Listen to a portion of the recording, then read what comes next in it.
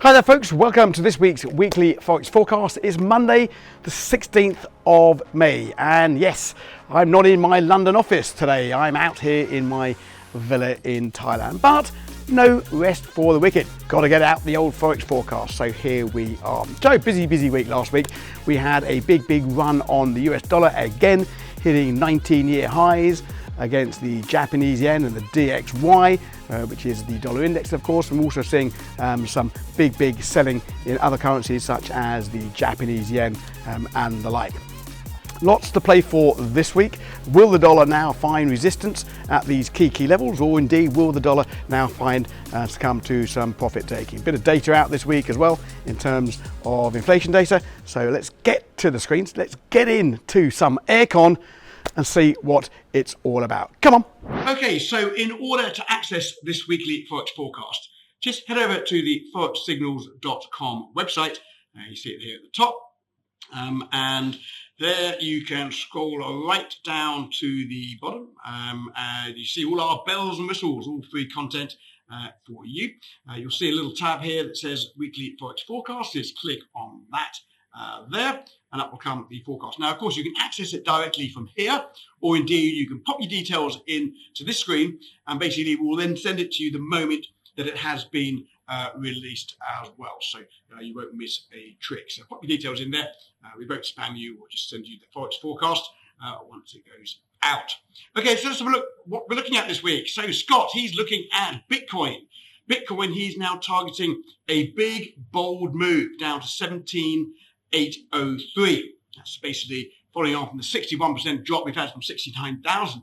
And I actually know, because I've talked to Scott quite a lot about this, I actually know that Scott does in fact hold quite a few Bitcoin in its own real format. This is obviously a CFD version. He's looking very negative. That's a bit of a bold move for Bitcoin, but that's basically a target level that he'll be watching, and that's basically looking at the supply demand zone back from a few months ago, basically back to really sort of April 20, so October 2021.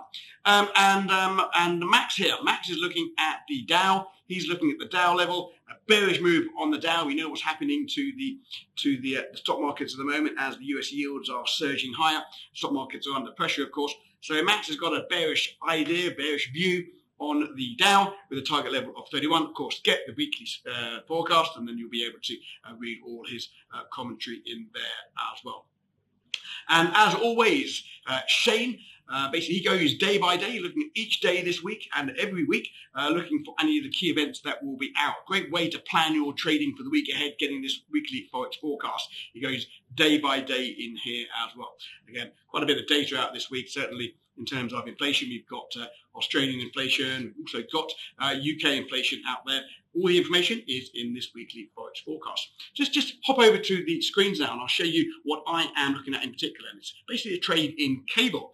For those of you that don't know what cable is, it's basically the pound against the US dollar. Come on, let's have a quick look. Okay, so this is a screen showing cable. For those of you that may not know, the reason why it's called cable is that back in the day, there literally was a big cable running under the Atlantic Ocean, linking the US to the UK for the gold fix. Well, there you go. So one of my trading strategies that I teach inside our trading room is basically it's a reversal strategy. Now, I'm a trend follower intraday. I like to follow trends. I like to get into a prevailing trend, generally on pullbacks. But one of the strategies I have in my tool bag is basically a reversal strategy. And I'm looking for the reverse of a trend on the higher time frame. Typically, I look at this on the daily and on the weekly time frame. What I basically do is I plot my support and resistance zones. Now, as you know, that the dollar has been surging ahead for pretty much a couple of years now, and we are on significant lows for this currency pair. I've got to take this out to the monthly chart now to see the last time we were back down here. If you look here at the monthly chart, we've got significant support in and around this zone. The best way to look at support and resistance, incidentally, is by using a line chart. Just look for those big V shapes or those big A shapes. You see we had a big V shape recovery back down there, back down in 2016 as well. And once you've done that, then you can go back to the candlestick chart, and everything becomes a lot clearer. So this is the monthly level of support. Now, we never know We do not know whether these levels of support and resistance are going to hold, but we can use price action to give us a clue to see if indeed traders are respecting that. So going back to the daily chart, I can see here that on Thursday we had a breach of this support zone with this red candle coming in here. Okay, this is a bearish candle. But the Friday candle basically fully engulfs the previous candle. That is known as a bullish engulfing pattern. Often when you see this type of price action pattern, it can lead to a reversal. Not always, and we don't know, but it's an indication, it's a clue that indeed this level is being respected. So we're looking now at potential reversal of this currency pair, pound bottoming out. As you know, the US has had a big run to the upside, and indeed, if the US dollar now does come under some profit taking, under some resistance, this could easily bounce pretty quickly. Now, this is known as the naked day trading strategy. I call it the naked day trading strategy because I remove all the noise, I take out all the indicators, just looking at pure price action. We enter this trade generally in two parts, two exits. My first profit target is going to be up there at 124.50, around that zone, and then of course we move to break even. TP2, take profit target 2, will be up at 126 and 50, and stops will be below the low of that trading pattern. But again, this is a strategy that I teach. Not all of the work. We have done this, a lot of back testing on this, over 16 years worth of data. It's proven to be a decent strategy. But if you're thinking about taking this trade, then I really suggest you do your own research first, because as I say, sometimes they work, sometimes they don't. So on average, they work more times than they fail, for me at least. So this is cable with the potential move higher. Right, now let's have a quick look at the economic calendar for the week ahead. Now, even if you're not trading the news, I do think it's really important that you know what is coming out.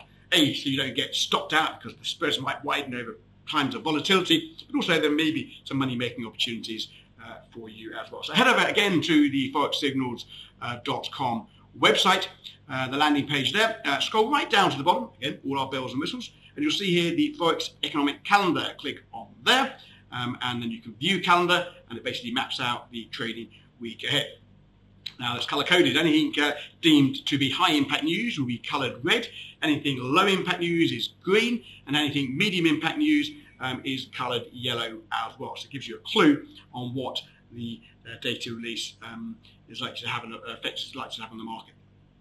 Indeed, if you were to click on one of these as well, it actually pulls up a description of what the news event is, so a bit of education in there for you as well if you're not totally sure what the economic release means. So well worth checking that out. Not such a busy week on the economic front this week. We'll just have a little scroll through, look at the key points. You've got Fed Williams speaking. That's deemed to be a high impact news. But also we've got the Bank of England monetary policy report hearing. That's really a key clue to where the Bank of England will be pitching its interest rates in the coming weeks and months. So we need to see exactly what's inside of their line of thinking. So pay attention to that. By the way, these times here are times set this is actually on the UK time zones, but of course it's good to look at the time left when it's actually likely to be out. So let's have a look now at Tuesday. Okay, Tuesday we've got some job numbers out of the UK. Job numbers always very important, gives us an early indication of where inflation is going. Of course, more people have jobs, more people have money, more people are spending money, up goes prices as well. And of course, central bankers have to protect prices. They have to keep inflation at 2%, would you believe? 2%, gosh. In the olden days. GDP out of the Eurozone and on the 17th as well. That's basically out tomorrow. And then we've got retail sales out of the US as well. Key data release, US retail sales. We know inflation is rampant all across the developed world at the moment, but it's interesting to see if the high prices that we're seeing in inflation, up I think it's 8% in the US, is that filtering through and dampening the sales market? Are people still out spending with these inflated prices or not? So pay attention to that. Again, good inflation data. Fed Chair Powell is going to be speaking this week as well, as so is Lagarde. Powell last week mentioned that maybe interest rates are not going to be moving as such a high rate as maybe the markets were expecting. If he starts to pour cold water on the on the interest rate path for the US, you could see the US dollar come under pressure this week. So all eyes will be on Fed Chair Powell on Wednesday, and Lagarde as well. Lagarde is a very important one. There's talk, of course, now that the ECB are going to have to start moving interest rates as early as July. So the markets will be keenly awaiting that as well. If you want to scroll out to the next 7 days, you can do so. Just click up that tab there and it pulls up. You've got producer prices in the UK. But look here, we've also got inflation data out of the UK. 9.1%. 9.1% for UK inflation. And we know central banks are mandated to keep inflation at 2%. So eyes will be watching that. Are the Bank of England going to have to start being more aggressive on their rate hiking cycle? Well, they've got to keep that inflation under control. We'll be watching that number with keen interest. And then you've got Bank of Canada as well. Bank of Canada, look at their inflation numbers running at about 5.5%.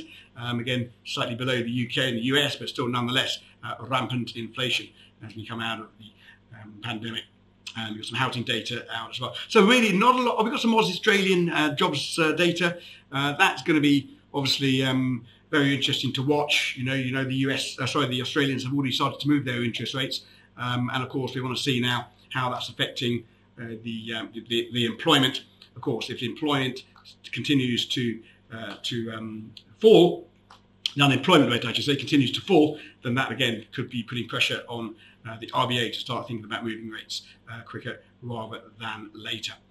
So check out these. Lots of sensitive information coming out this week, but make sure you are aware of that. As I say, the last thing you want to be doing is taking a trade just ahead of a big news release, ending up getting stopped out before you even had a chance to book the trade. Okay, that's about it. Okay, so I hope you found that useful. Give me a thumbs up. If you did, give me a thumbs down. If you didn't, don't forget you can subscribe to the channel here if you don't already do so, and hit that bell notification. That way you'll be notified the moment my next video has been released, which will be next week from the UK, only here for a few short days. Now, as you know, we are streaming live around the clock as well. If you want to take part in that, you can do so. Just head over to ForexSignals.com. Sign up there, you take out a 7-day free trial to see what it's all about. That way you'll be able to interact with me on a 1-to-1 level as well. If that's not your thing, that is not a problem. I'll see you next week from a cold and wet England. Well, maybe not. We'll see how it goes.